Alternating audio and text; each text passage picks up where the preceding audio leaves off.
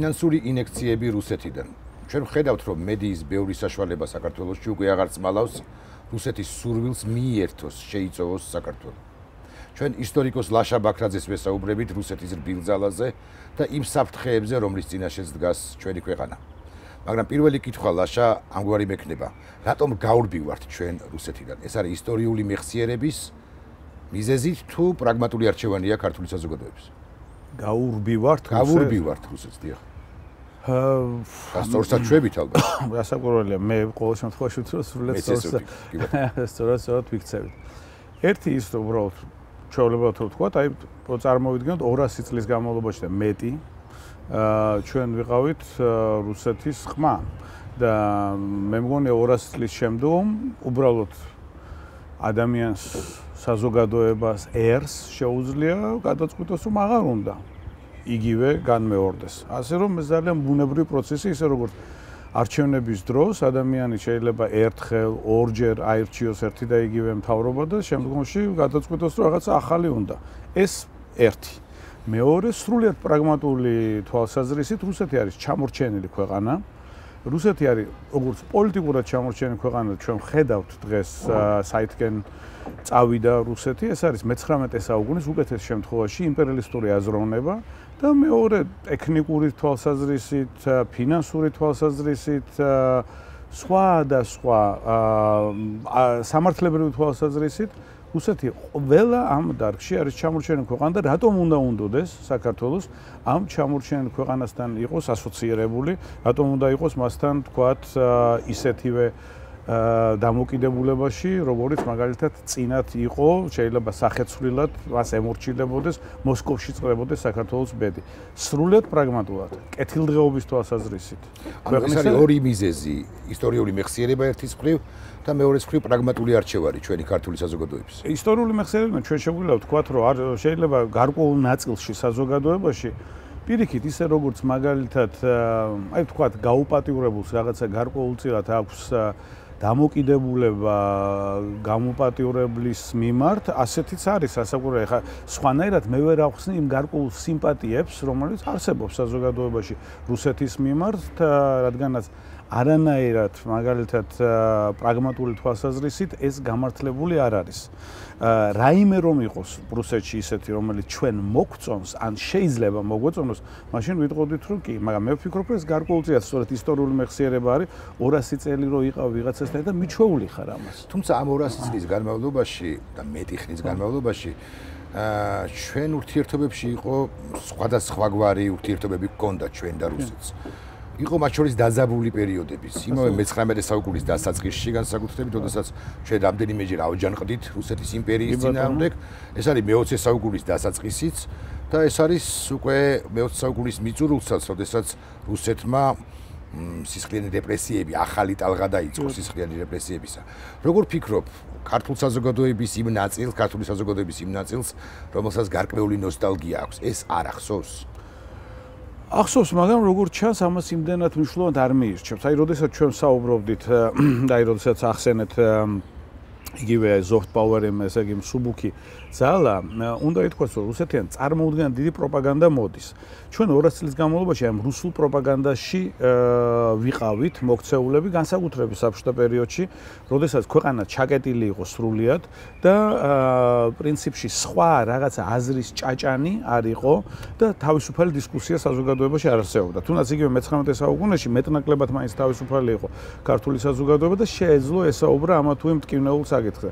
უკვე მე-20 საუკუნეში, უკვე საბჭოთა პერიოდში, ეს არა მხოლოდ ქართველებს ეხება, არამედ რუსებსაც ეხება, თავისუფალი დისკუსია არ არსებობდა ამ ქვეყანაში და რასაკვირველია იყო მხოლოდ და მხოლოდ განწირული საზოგადოება აი ამ პროპაგანდას. რასაკვირველია, ესეც გარკვეულწილად დღემდე მოქმედებს. ის რომ მაგალითად ერთ-ერთი თეორია, რომ რუსეთმა გააერთიანა საქართველოსაც რუსები იმეორებენ. ის რომ რუსეთისათვის ახლა ძალიან მნიშვნელოვანია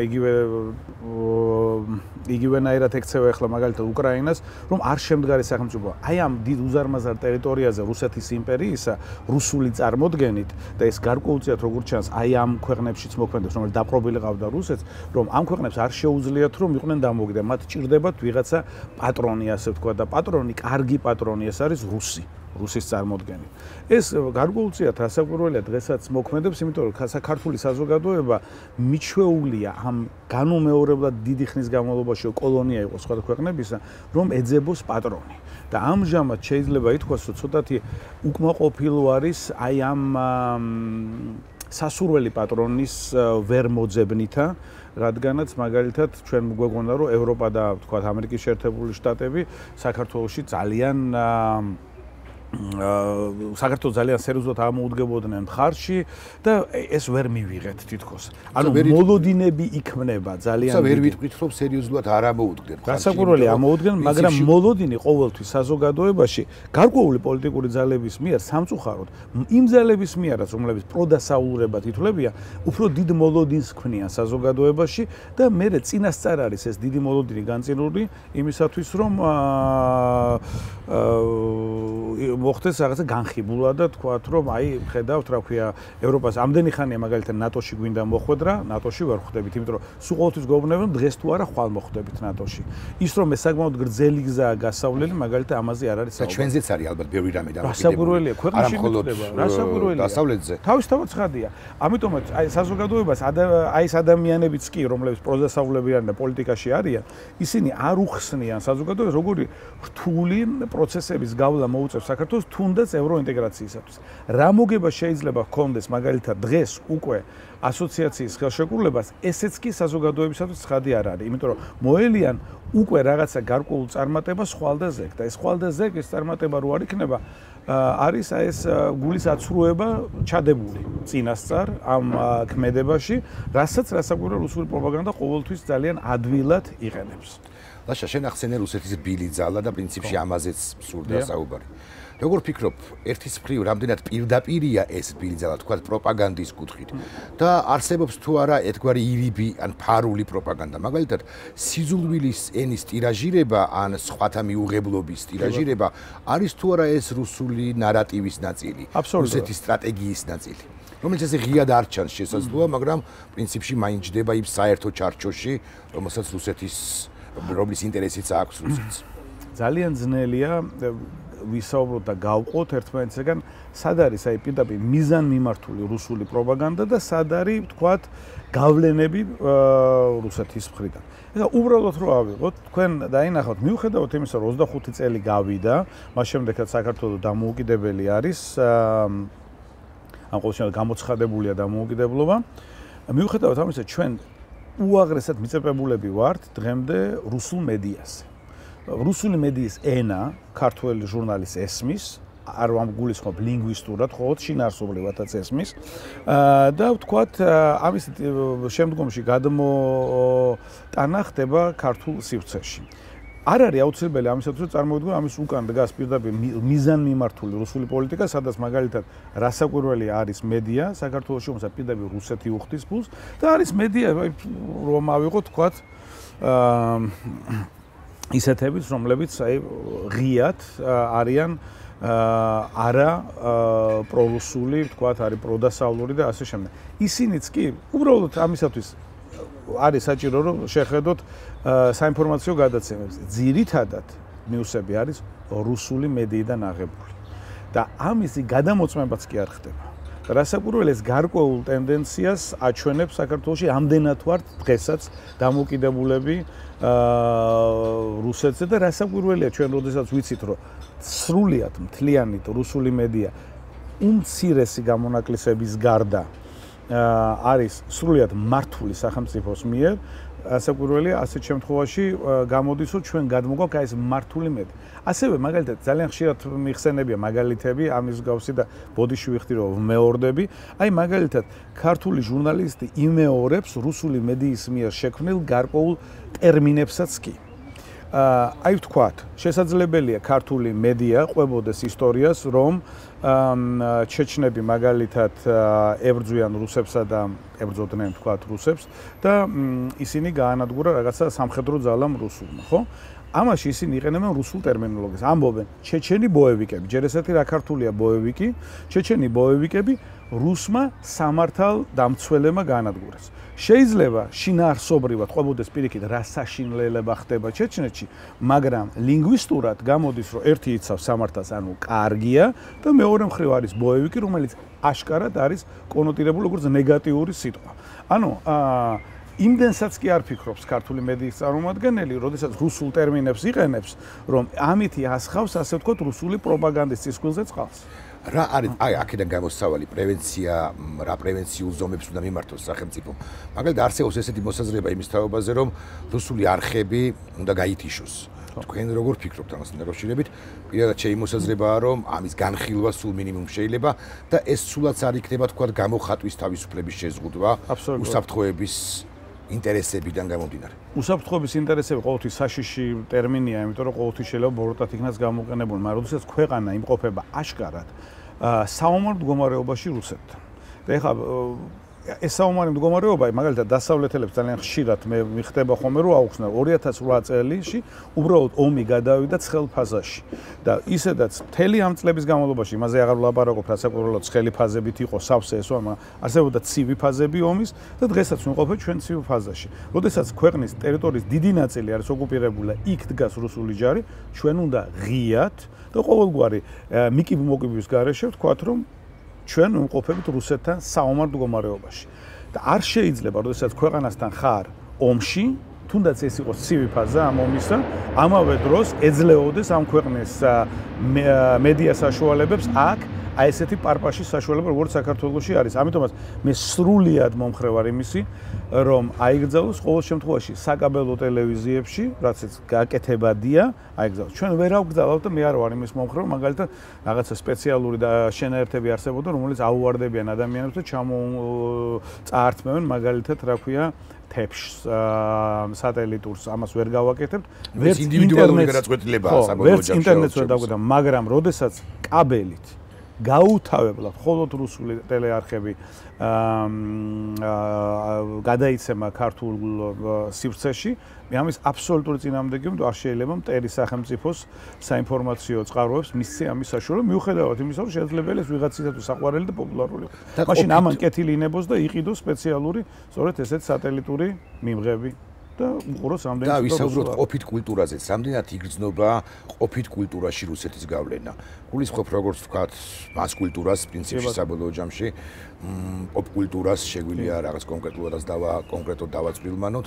ისე ვთქვათ, რაღაცა ბიზნესში, საზოგადოებრივ ცხოვრებაში რამდენად ხშირად ნაწილდება აქცენტები სწორედ რუსეთის როგორც კულტურული სივრცის სასარგებლოდ. ერთ-ერთი ძალიან მნიშვნელოვანი დეტალი, ვთქვათ, აი ამ ეგრეთ წოდებული soft power-ის ამ რბილი ძალის არის სწორედ კულტურა. ძალიან საინტერესოა, რომ რუსეთმა შექმნა სწორედ 2008 წლის ომის წინ, რასაკვირველად პირდაპირ კავშირი შეიძლება ამასთან არ არის, მაგრამ მაინც 2007-ში შეიქმნა ეგრეთ წოდებული ორგანიზაცია Ruski Mir. რომელსაც აქვს საოცრად დიდი დაფინანსება სახელმწიფოს მხრიდან და როგორც თვითონ წარმომადგენლები ამ ორგანიზაციის ამბობენ, ძალიან დიდი არის ასევე კერძო ბიზნესიდან დაფინანსება.